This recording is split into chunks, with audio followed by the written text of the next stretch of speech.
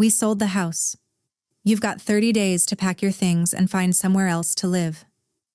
My mom's voice cut through the kitchen like ice. I froze, coffee mug halfway to my mouth, trying to process what she'd just said. Brianna and I already have plans, she continued. There's no room for you. My sister smirked from across the table. Didn't say a word. Didn't have to. I'd been paying rent to live in my childhood home for 2 years, and she was kicking me out like I was a stranger. My name is Hannah. I'm 24 years old. I know what you're thinking. 24 and still living at home? Let me explain. I worked part-time at a dental office. Nothing glamorous, but it paid the bills. I'd taken classes at the community college, trying to figure out what I wanted to do with my life. And yeah, I still lived in my childhood bedroom. But I had a reason. 4 years ago, my dad passed away. Heart attack. No warning. One day he was here, the next he wasn't. Mom seemed lost after that. Overwhelmed. She'd mentioned the mortgage, the bills, how expensive everything was. So when she suggested I stay home and help out, I did. I thought I was doing the right thing. I thought I was helping.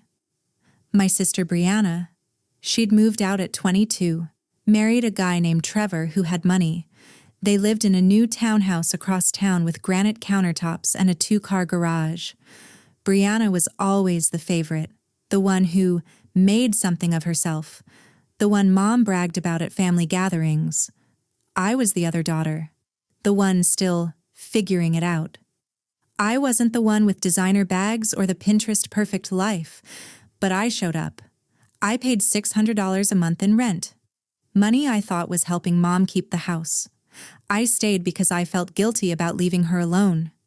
Turns out I should have felt guilty about trusting her. If you've ever been pushed aside by your own family, hit subscribe right now and tell me where you're watching from. I need to know I'm not alone in this. That morning started like any other. I came downstairs around 8, still in my pajamas, ready to make breakfast before my shift. Mom and Brianna were already sitting at the kitchen table. Paperwork spread out in front of them. Official-looking documents with signatures and stamps. Mom didn't even look up when she said it. Sit down. We need to talk. Brianna's arms were crossed. That smug expression on her face should have been my first warning. I sat. Mom slid a paper across the table. The house is sold. Closing is in 6 weeks. You have 30 days to find a new place. My brain stuttered. Wait. What? You're selling the house? It's done. We signed last week. Why didn't you tell me? Brianna cut in before Mom could answer. Because you don't own this house, Hannah. Mom does. Her tone was so condescending I wanted to throw my coffee at her. Mom kept going like I hadn't even spoken. I'm moving in with Brianna and Trevor. They have a guest suite. It's perfect for me. I looked between them, waiting for the punchline. This had to be a joke. What about me? Mom's face didn't change. Cold, flat. You're 24. You should have been out on your own by now anyway. The words hit me like a slap. I've been giving you $600 a month for 2 years, I said, my voice shaking. I thought that was helping with the mortgage. Mom waved it off like I'd mentioned the weather. That barely covered utilities and groceries? Brianna leaned back in her chair, eyebrows raised. Maybe if you'd gotten a real job, you wouldn't be in this position. I stared at her, at both of them. Who bought the house? I asked. A business associate of Trevor's, Mom said. It's a quick sale, easy. I glanced at the paperwork. The number caught my eye. It seemed low. Way lower than houses in our neighborhood were going for. This isn't a debate, Hannah, Mom said, pulling the papers back toward her. 30 days. Start packing. She stood. Brianna followed. And just like that, they left me sitting there. I felt like the floor had dropped out from under me. But worse than that, I felt like I'd been played. The next few days were a blur. I started packing, going through my room like a zombie, throwing clothes into boxes, trying not to cry. That's when I found them. Old mortgage statements in the back of a drawer in the hallway. Mom must have forgotten they were there. I pulled them out, curious. My stomach dropped. The house was nearly paid off, just a few thousand left on the mortgage. Mom didn't need my help. She never had. I sat on the floor, papers in my lap, doing the math. I'd given her over $14,000 in the past 2 years. Money she didn't need. Money she'd lied about.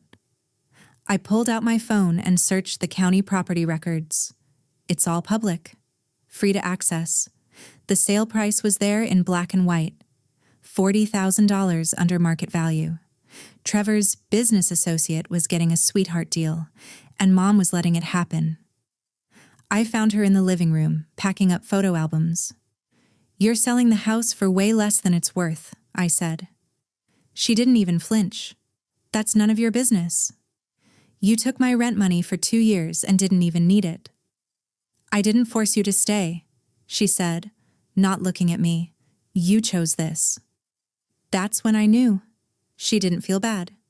She didn't even care. I'd been funding her lifestyle while she lied to my face. A week later, it got worse. Mom hosted a farewell dinner at Brianna's house. Extended family came. Aunts, uncles, cousins, the whole crowd. Everyone congratulated Mom on her smart decision to downsize and move in with Brianna. They toasted her with wine glasses and big smiles. Brianna stood up, holding her glass high. To Mom, who finally gets to relax and enjoy life without worrying about everything. Everyone cheered. I sat at the end of the table, invisible. Then my Aunt Linda turned to me. "So, where are you moving, Hannah?" All eyes on me. "I'm still looking," I said. Brianna's voice rang out, loud enough for everyone to hear. "She's got 2 weeks left and no plan. Classic Hannah." Laughter rippled around the table. Trevor jumped in, grinning. "You know, Hannah, if you'd invested in yourself instead of floating along, you'd have options." More laughter. I looked at Mom, waiting for her to say something. Anything. She just sipped her wine. I excused myself early. Said I wasn't feeling well. No one tried to stop me. I sat in my car in their driveway and cried. I wasn't just losing my home. I was losing any illusion that my family ever had my back. 3 days before the move-out deadline, I was packing the last of my things. Mom appeared in my doorway. "Trevor's guy wants to do a walkthrough tomorrow," she said. "I need your key tonight." I stared at her. "I'm not done packing." "You've had a month. You'll be fine." Then she dropped the bomb. "Oh, and I'm keeping your deposit." I blinked. "What deposit?" "The first and last month you paid when you started renting," she said, arms crossed. "There's wear and tear." I couldn't believe what I was hearing. There was no formal lease, no deposit. This was just another lie. "Don't make this difficult, Hannah," she cut me off. "You've taken enough from me already." Taken from her? I wanted to scream, but I didn't have the energy. I left that night, crashed on a coworker's couch, felt completely defeated. I'd spent 2 years trying to be the good daughter, and all I got was thrown away. But here's the thing. What they didn't know was that I'm not the type to just roll over. While I'd been living at home, I'd been doing something in secret. Something I never mentioned to Mom or Brianna. I'd been taking online courses, real estate and property management.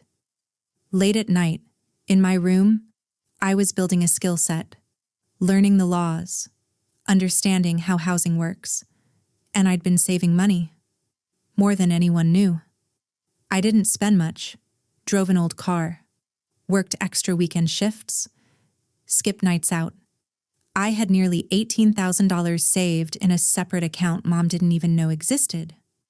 After getting kicked out, I did what I do best. I researched, tenant rights, eviction laws. I read everything I could find. And that's when I discovered something huge. Even without a formal lease, paying rent for 2 years made me a legal tenant. In my state, long-term tenants are entitled to 60 days notice, not 30. Mom's eviction? Illegal. She could face penalties, maybe even a lawsuit. I kept digging. I pulled records on the house sale, searched the LLC that was buying it, traced it back to Trevor's business partner, and found something shady. The LLC had ties to a tax dodge scheme. Selling the house under market value to family connections? That's fraud. I took screenshots, saved emails, built a folder. I didn't know exactly how I'd use it yet, but I knew one thing. I wasn't going to let them get away with this. A week after moving out, I was renting a tiny studio across town. It was small, cramped, and the heater barely worked, but it was mine. I worked double shifts to stay afloat, exhausted, angry, but also determined.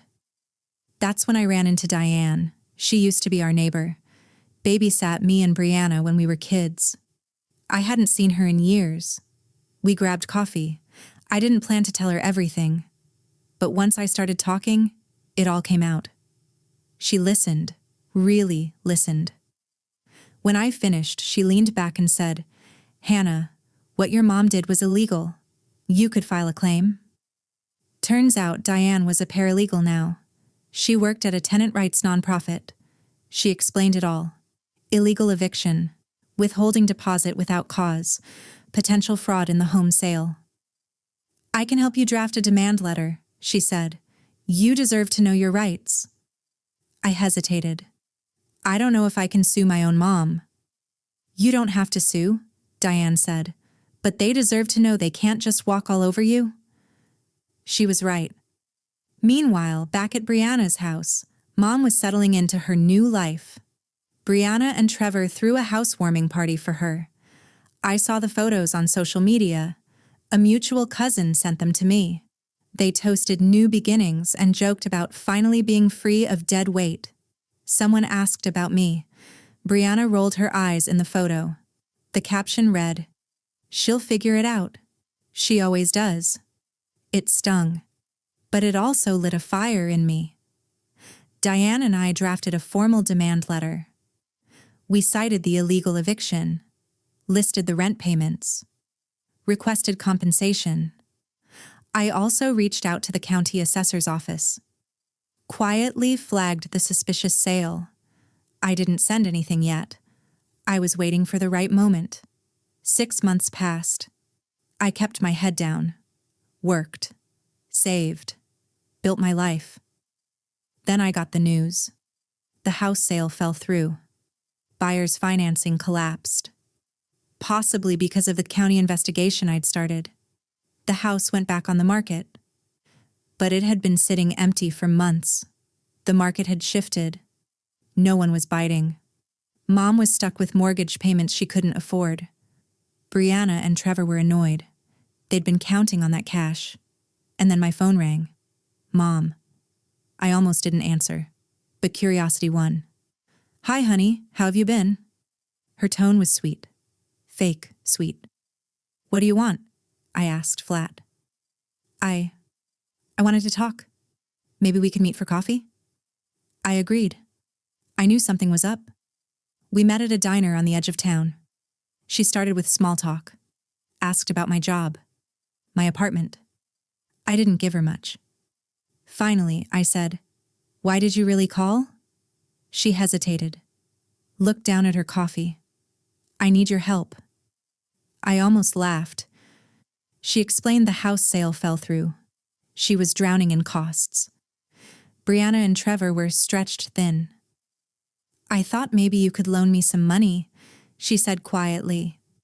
"Just until I get back on my feet." I stared at her. "You want me to loan you money?" I said. "After you kicked me out with 30 days notice and kept my deposit?" "I did what I had to do," she said, defensive now. "You're young. You bounce back." No, I said. You did what was easy. You lied to me. You used me. And you humiliated me in front of the whole family. She tried the guilt card. I'm your mother. Family helps family. I reached into my bag, pulled out a folder. Inside, copies of tenant law documents, the illegal eviction timeline, records of my rent payments, screenshots of the shady sale. I slid it across the table. You violated tenant law, I said, calm and cold. I was entitled to 60 days' notice and a formal eviction process. You gave me 30 and threatened me. I could sue you for that. Her face went pale. I also flagged the sale of the house to the county, I continued. Selling property to a family member's business partner for well under market value? That's fraud. They're investigating. You reported me? She stammered. I reported the sale, I said. I haven't filed anything against you. Yet. She went from pale to red. Angry now. I can't believe you'd do this to your own mother. I can't believe you throw me out like garbage after I spent 2 years helping you. I gave you a roof over your head. I paid for that roof, I said, standing up. And you acted like I owed you something. She looked desperate now. So you're not going to help me? I picked up my bag. You taught me a lesson, Mom. You taught me that I can't trust you, that I have to take care of myself. So that's exactly what I'm doing. I slid the folder toward her. Keep that. Consider it a reminder. And I walked out. My phone rang 20 minutes later. Brianna. I almost ignored it, but I wanted to hear what she'd say. What? She snapped when I answered. Mom called me asking for money, I said. I said no, just so you know. Of course you did, Brianna said. You've always been selfish. I laughed, bitter and sharp. That's rich coming from you. We gave you a chance to be part of this family, and you... No, I cut her off. You gave me a chance to be your doormat. I'm done. I hung up, and I didn't look back. That was 6 months ago. A full year since the eviction. I'm still in my studio, but I'm thriving now. I got a promotion at work. Finished my real estate license coursework. I have a solid savings cushion and a plan to buy my own place within the year. I haven't spoken to Mom or Brianna since that day. I heard through the grapevine that Mom ended up selling the house at a loss. She moved into a smaller apartment. Not with Brianna. Things got tense between them too. Brianna and Trevor are dealing with their own financial mess. I don't feel smug about it. I don't feel victorious. I feel free. I used to think family meant loyalty no matter what, but I learned that real loyalty goes both ways. I've built my own circle now. Friends, co-workers, people who actually show up for me. I don't miss the house. I don't even miss them. What I miss is the version of me who thought I needed their approval to matter. For the first time in my life, their silence didn't hurt me. It freed me. If you've ever had to stand up to a toxic family member, I want to hear your story. Drop it in the comments below. Where are you watching from? Seriously, I read every single comment and I love connecting with you all. Hit that subscribe button if you believe boundaries matter, even with family, because they do. And if you're going through something like this right now, you're not alone. You're stronger than you think. I'm proof of that. Thanks for listening. I'll see you in the next one.